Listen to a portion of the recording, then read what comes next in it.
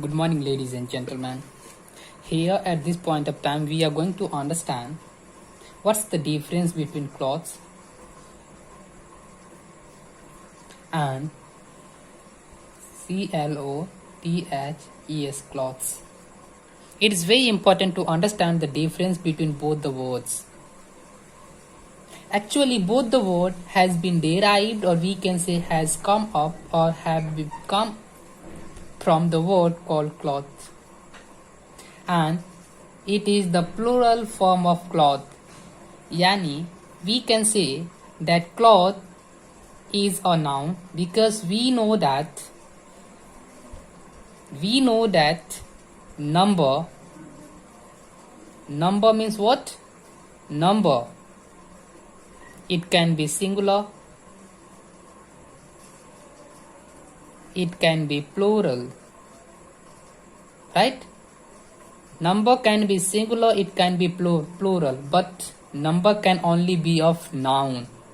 There is no any other parts of a speech in English literature or English grammar where number can be decided. Actually, number can only be decided for the purpose, or we can say for noun only.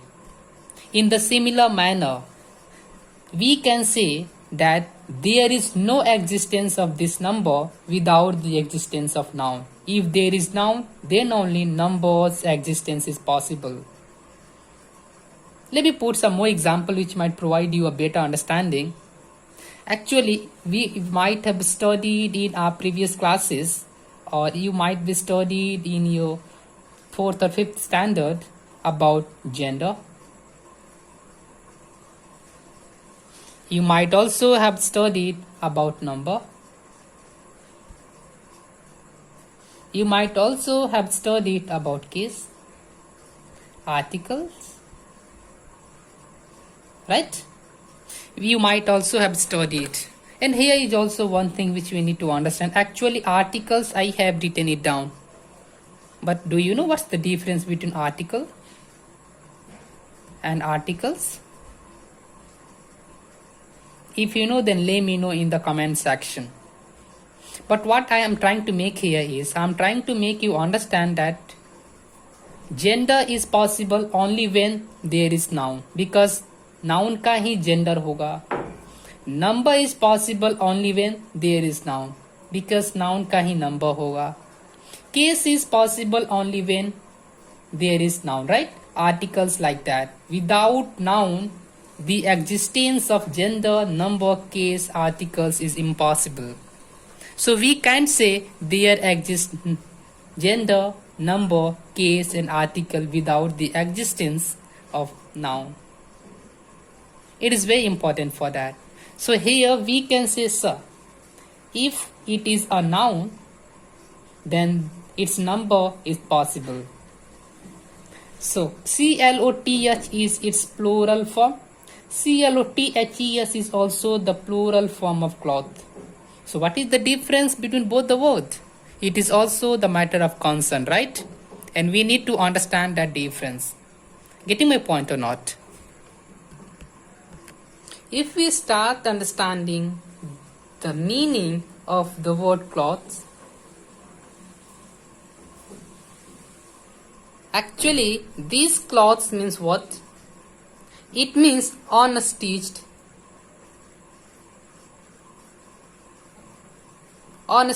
cloth. Again, here is matter of discussion. And what is that? The matter of discussion, please understand it. Here, cloth is a noun. Actually, and this is a word, even though it seems that this is a verb, right? Everybody will say, sir, it is the verb, right? But it is adjective here. What I said here? Adjective. Because it is talking about a noun, it is qualifying a noun. And we can say, if there is any word in English literature, if it is qualifying a noun, then we can say it is an adjective. So this is an adjective, right? What do I mean to say here? Cloths, cloths is the plural form of cloth. The meaning is unstitched cloth. Unstitched means what? Let me put an example before you might be getting some more understanding regarding it. Unstitched means what? Actually, stitched means to join two or more cloths, two or more parts of cloth together. It can be with the help of any needle. It can be with the help of any machine.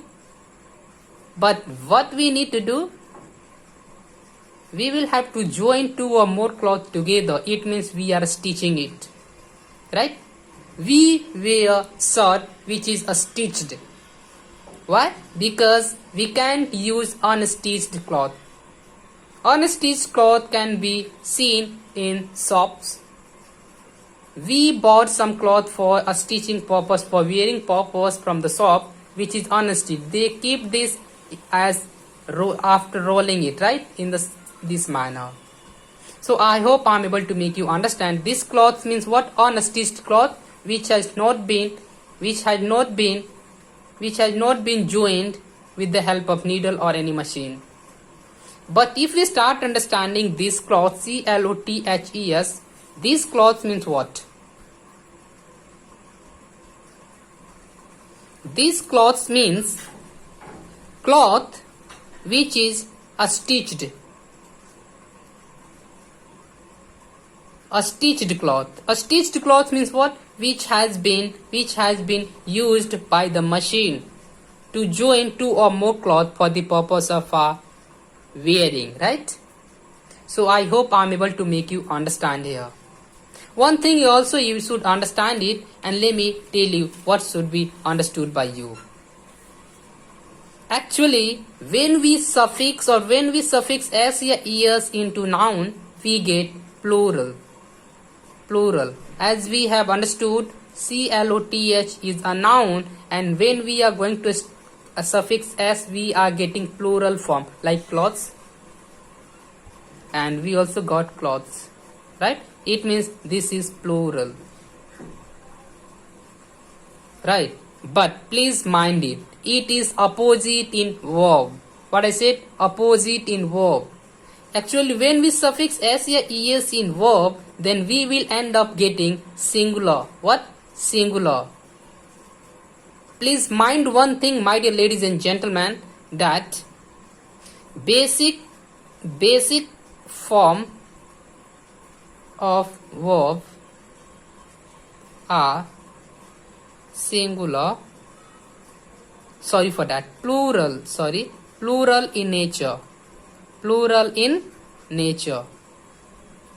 Like if I'm going to say play, it means this is plural.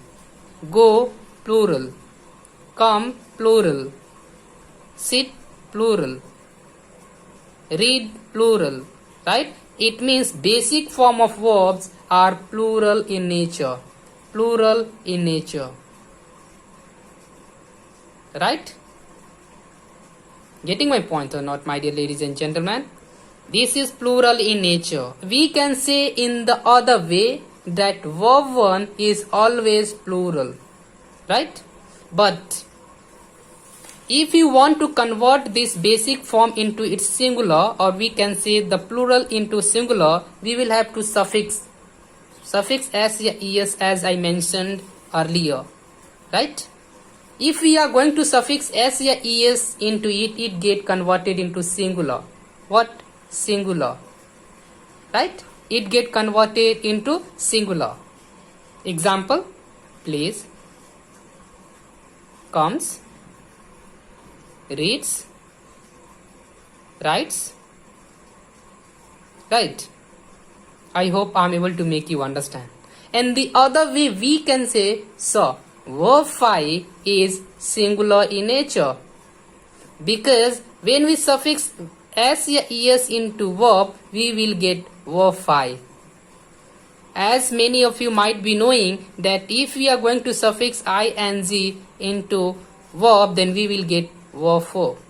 In the similar way, if we are going to suffix s या es in its verb, then we will get verb 5, which is always singular in nature. And we might also be knowing one thing also, that singular subject, what am I saying? Singular subject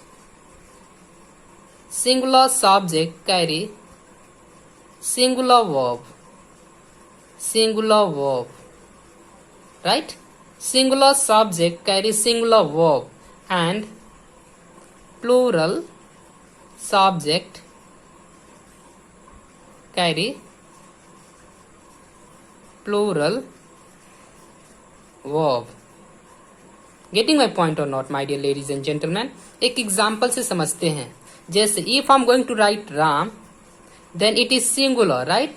And for singular, we will have to use singular subject, singular verb, right? Singular verb means what? Verb 5. On the other way, we can say if we are going to suffix s या es into its verb, then it get converted into singular. It means if I say eat, then we will have to suffix s, its, goes, comes. Whatever we are going to write after it, it should be in singular form. Singular means what? We will have to suffix s या es into verb. Another example for the better understanding, if we are going to understand, then what can be the other example? Like we can say Ram, not Ram. We can say they is plural subject. Which type of subject is this? This is plural, right? And plural subject carry plural verb. And plural verb is what? The basic form of verb is always plural in nature, right? It means if they is the subject and it is plural in nature, then we will have to use verb which is plural. And we know that verb 1 is always plural in nature, and in the other way I said the basic form of verbs are always plural in nature. It means whatever we will write here, the verb should be the basic form, or we can say it should be in the verb 1. Example, eat, go, come. I hope I am able to make you understand, my dear ladies and gentlemen. I want to revise it once again for the sake of your better understanding. I said cloth is a noun. If you start understanding both the word clothes and cloth, although both the words seem similar and both are the plural form of this, but the meaning get changed. How? Let me tell you.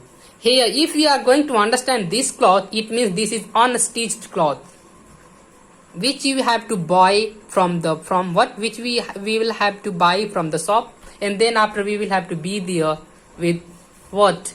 We will have to be there at a shop where it is being weaved, or where it can be stitched, right? And if we start understanding this on a stitched, what we say, it's cloths, it means it is a stitched in nature, right? Whatever, if somebody is wearing formal pants, formal short, they are stitched. Then only we can wear, otherwise it is not possible, right? In the next video, I will be putting the difference between, please mind it, and we will be able to understand. Even though brother, B-R-O-T-S, brother, if we start understanding brother, then it also has the two plural, and we will understand it in the next video. I hope it might be providing you some understanding. If you feel that this content is going to help you, then do like it, my dear ladies and gentlemen, and don't forget to subscribe if you haven't yet. It will be a great thing. And if you feel that it might assist your youngers, your peers, your colleagues, then do share to them and let them learn English communication. Actually, on this channel, you might be getting some conversation between two people. We can listen, because listening plays very important role in our communication. The more we listen, the more idea we will get how to communicate, how to handle any situation. If somebody is communicating with us, then how can we handle the situation? Right? I hope you got it. Anyway, have a good time, have a learning time, my dear ladies and gentlemen. Thank you for being with me. Have a great time.